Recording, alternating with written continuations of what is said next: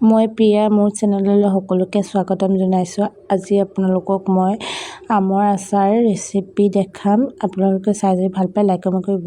এয়া আমখিনি পাৰিব লৈছোঁ। এয়া পাৰি আছে। তাৰপাছত মই আমখিনি ধুনীয়াকৈ ধুই মেলি কাটি ল'লোঁ।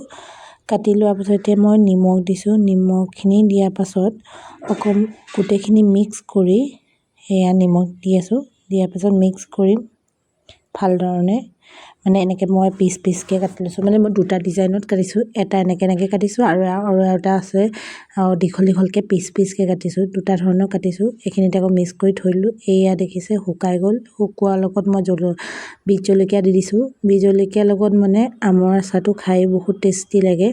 এইখিনি ধুনীয়াকৈ কুৰকুৰীয়াকৈ সিজিলে মই দুটা ষ্টাইলত কাটিছিলোঁ বুলি কৈছোঁ নহয়। ইয়াতে এইখিনিত মই হালধি দিছিলোঁ। এয়া তেলটো গৰম কৰিবলৈ দিলোঁ। তেলখিনি গৰম হ'লে তাৰপিছত আমখিনি দিম। চাই থাকক আপোনালোকে। এয়া তেলখিনি ভালকৈ এই বুবুলখিনি যোৱালৈকে ৰখিম। এয়া অকণ বুবুলখিনি আছে। সেইখিনি মোৰ মছলা দেখাই লৈছোঁ আপোনালোকক। মই নিজে চব ঢালিছোঁ জিৰা ধনিয়া চব আছে তাত। এতিয়া এয়া আমখিনি দি দিলোঁ তেলত দিয়াৰ পাছত আমখিনি তাত মই এতিয়া অকণমান এয়া দি আছোঁ। আপুনি চাই থাকক আপোনালোকে। আমখিনি দিয়াৰ পাছত মই জলকীয়াও ঢালি দিলোঁ।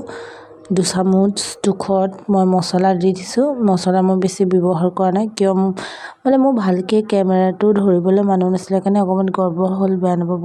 এয়া আমখিনি ফাইনেলি হৈ যোৱাৰ পাছত মই বটল এটা ধুনীয়াকৈ ভৰাই ল'লোঁ।